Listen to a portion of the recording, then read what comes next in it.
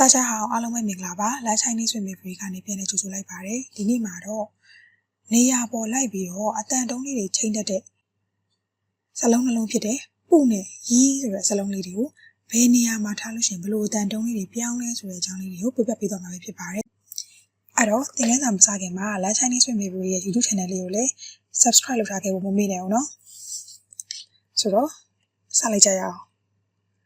။ပထမဆုံးပုကမူရင်းအတန်ဆိုလို့ရှိရင်ဖို့တုံးအတန်ဖို့တုံးကိုမှပုရဲ့နောက်မှာနောက်ထပ်တခြားဖို့တုံးပါတဲ့စလုံးလေးနောက်ထပ်တစ်လုံးထပ်လိုက်မယ်ဆိုလို့ရှိရင်သူ့အတန်ကိုစက္ကန့်တုံးအတန်နဲ့ပြောင်းပြီးတော့ထွက်ပေးရတယ်။ဥပမာဆိုလို့ရှိရင်အောက်မှာပုတွေ့ပုနဲ့တွေ့နဲ့နှစ်ခုလုံးကဖို့တုံးပဲပုရဲ့နောက်မှာနောက်ထပ်ဖို့တုံးဖြစ်တဲ့တွေ့လိုက်ထားတယ်။အဲ့လိုမျိုးစလုံးမျိုးဆိုလို့ရှိရင်ပုတွေ့လို့မထွက်ပဲနဲ့ဘူးတွေ့လို့ဖတ်ပေးရတယ်။နောက်တစ်ခုပုနဲ့ရောက်နဲ့အဲ့တော့ပဲရောက်ကနောက်ထပ်ဖို့တုံးစကားလုံးတစ်လုံးဖြစ်တဲ့အတွက်ကြောင့်မလို့သူ့ကိုလည်းပုရောက်လို့မထွက်ပဲနဲ့ဘူးရောက်စက္ကန့်တုံးပြောင်းပြီးတော့ထွက်ပေးရတယ်။နောက်တစ်ခုရှစ်ပုနဲ့ရှစ်ကလည်းနောက်ထပ်ဖို့တုံးတစ်လုံးဖြစ်တဲ့အတွက်ကြောင့်မလို့ပုကိုအဲ့နေရာမှာဖို့တုံးမထွက်ပဲနဲ့စက္ကန့်တုံးအနေနဲ့ပြောင်းပြီးတော့ဘူးရှစ်ဆိုပြီးတော့ထွက်ပေးရတယ်။ဒါကပထမဆုံးပုနဲ့ပတ်သက်တဲ့စလုံးလေးအဲ့တော့ပုရဲ့နောက်မှာနောက်ထပ်ဖို့တုံးအတန်တုံးဖို့တုံးပါတဲ့စကားလုံးတစ်လုံးသာလိုက်ခဲ့မယ်ဆိုလို့ရှိရင်ပုကိုစက္ကန့်တုံးအတန်ပြောင်းပြီးတော့ထွက်ပေးရတယ် example နဲ့ဆိုလို့ရှိရင်ဘူးတွေ့ဘူးရောက်ဘူးရှစ်တကယ်လို့အဲ့နောက်မှာအတန်တုံးဖို့တုံးပါတဲ့စလုံးမဟုတ်ဘဲနဲ့တခြားစလုံးလေးတွေသာဖြစ်နေမယ်ဆိုလို့ရှိရင်เนาะသူ့ရဲ့မူရင်းအတန်တိုင်းဖို့တုံးအတန်နဲ့ပဲထွက်ပေးရတယ်ဥပမာဆိုလို့ရှိရင်ဟောင်းဆိုလို့ရှိရင်ဒါတက်တုံးဖြစ်တဲ့အတွက်ကြောင့်မို့သူ့ကိုမူရင်းတန်တိုင်းပုဟောင်းရှောင်းဆိုလို့ရှိရင်လည်းဒါလည်းတက်တုံးပဲအဲ့တော့သူ့ရဲ့မူရင်းတန်အတန်တိုင်းပဲပုရှောင်းနောက်တစ်ခုမောင်ဆိုလို့ရှိရင်စက္ကန့်တုံးဖို့တုံးမဟုတ်တဲ့ပဲစလုံးမဆိုသူ့ရဲ့မူရင်းတန်ပုရဲ့မူရင်းတန်တိုင်းဖို့တုံးတန်နဲ့ပဲထွက်ပေးရတယ်ဒီမှာဆိုလေပုမောင်ရမလားနောက်တစ်ခုကိုကြည့်ကြရအောင်နောက်တစ်ခုကကြတော့ရီးရဲ့မူရင်းတန်က first tone အတန်တုံး first tone ဒါပေမဲ့သူ့ရဲ့အနောက်မှာဒါနောက်ထပ်ဖို့တုံးအတန်ပါတဲ့စလုံးလေးသာလိုက်ခဲ့မယ်ဆိုလို့ရှိရင်သူ့ကိုလည်းစက္ကန့်တုံးအတန်ပြောင်းပြီးတော့ထွက်ပေးရတယ်ဥပမာအနေနဲ့ကြည့်အောင်ဒီမှာရီးနဲ့ကကဖို့တုံးအတန်ဖြစ်တဲ့အတွက်ကြောင့်မလို့သူတို့နှစ်ခုကိုထွက်ဆိုမယ်ဆိုလို့ရှိရင်ရီးကလို့မဆိုတော့ရီကလို့ဆိုမယ်နောက်တစ်ခုပန့်ကလည်းဖို့တုံးဖြစ်တဲ့အတွက်ကြောင့်မလို့တကယ်လို့ရီးနောက်မှာသာလိုက်ခဲ့မယ်ဆိုရင်ရီးပန့်လို့မဆိုရဘူးဆိုမယ်ဆိုရင်ရီပန့်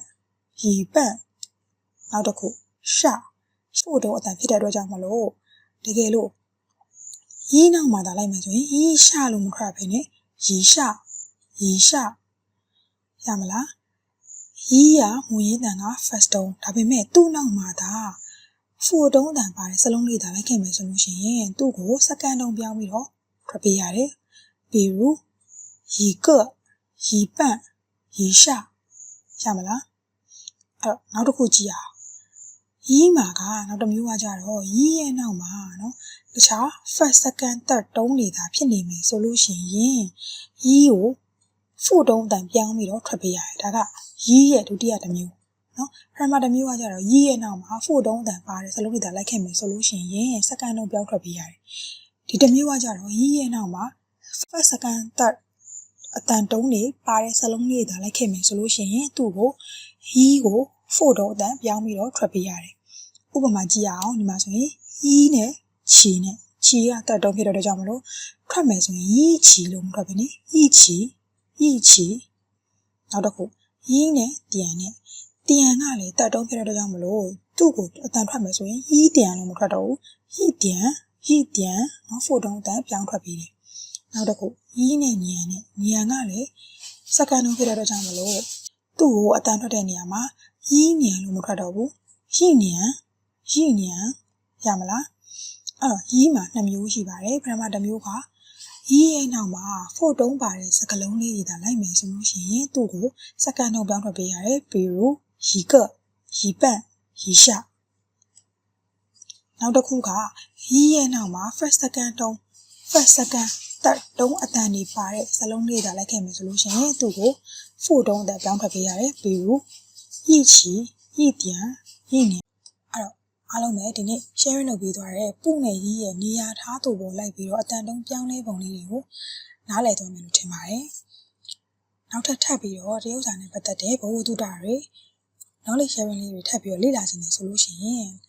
Line Chinese with Maybury YouTube channel နဲ့ Facebook page လေးကို like လုပ်ထားဖို့မမေ့နဲ့ဦးနော်